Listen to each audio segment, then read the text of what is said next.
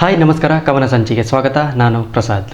ಪ್ರಪಂಚವು ಪ್ರಾರಂಭದಲ್ಲಿ ಕೇವಲ ಅನಂತ ಬಿಸಿಯಾಗಿರುವ ಸ್ಥಿತಿಯಲ್ಲಿತ್ತು. ಸುಮಾರು 13.8 ಬಿಲಿಯನ್ ವರ್ಷಗಳ ಹಿಂದಿನ ಬಿಗ್ ಬ್ಯಾಂಗ್ ಎಂಬ ಮಹಾಘಟನೆಯಿಂದ ಪ್ರಪಂಚದ ವಿಸ್ತಾರ ಮತ್ತು ತಾಪಮಾನವು ಅಷ್ಟೊಂದು ವೇಗವಾಗಿ ಬದಲಾಗಿದೆ. ಆ ಸಮಯದಲ್ಲಿ ಪ್ರಪಂಚದಲ್ಲಿ ಯಾವುದೇ ಸ್ಥಿರ ತಾರೆಯ ಬೆಳಕು ಇಲ್ಲಿತ್ತು. ಆದರೆ ತಾಪಮಾನ ಮತ್ತು ಚಲನೆಯಿಂದ ಪ್ರಕಟವಾದ ಪ್ರಾಕೃತಿಕ ಕ್ರಿಯೆಗಳು ಬೆಳಕು ಹರಿಯಲು ಪ್ರಾರಂಭಿಸಿತು.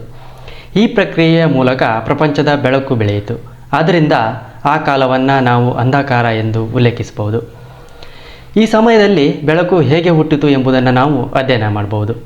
ಮಾನವ ಇತಿಹಾಸದಲ್ಲಿ ಮಾನವರು ಪ್ರಾರಂಭದಲ್ಲಿ ನೈಸರ್ಗಿಕ ಬೆಳಕು ಅಂದರೆ ಸೂರ್ಯನ ಬೆಳಕಿನ ಮೇಲೆ ಅವಲಂಬಿತರಾಗಿದ್ದರು.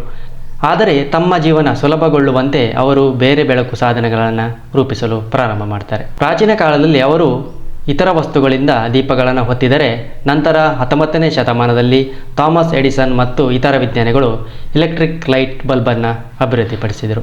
ಅದರೊಂದಿಗೆ ಜನರು ಕ್ಯಾಂಡಲ್ಸ್ ಮತ್ತು ಹೊತ್ತಿದ ದೀಪಗಳು ಅಥವಾ ಇತರ ತಂತ್ರಜ್ಞಾನಗಳ ಮೂಲಕ ಮನೆಗಳಲ್ಲಿ ಬೆಳಕು ಪಡೆಯುತ್ತಿದ್ದಂತೆಯೇ ಎಲೆಕ್ಟ್ರಿಕ್ ಬಲ್ಬುಗಳು ಬೆಳಕನ್ನು ಮತ್ತಷ್ಟು ಸುಲಭವಾಗಿ ಲಭ್ಯವನ್ನಾಗಿ ಮಾಡಿತು. ಇದರ ಪರಿಣಾಮವಾಗಿ ಬೆಳಕು ತಮ್ಮ ಜೀವನವನ್ನು ಬದಲಾಯಿಸಿತು.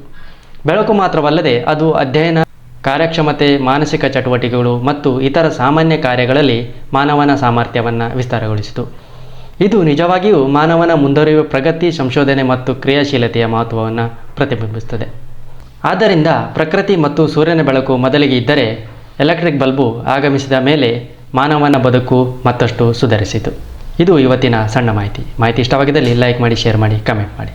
ಮುಂದಿನ ವಿಡಿಯೋದಲ್ಲಿ ಮತ್ತೆ ಭೇಟಿಯಾಗೋಣ. ಅಲ್ಲಿ ತನಕ ಬಾಯ್.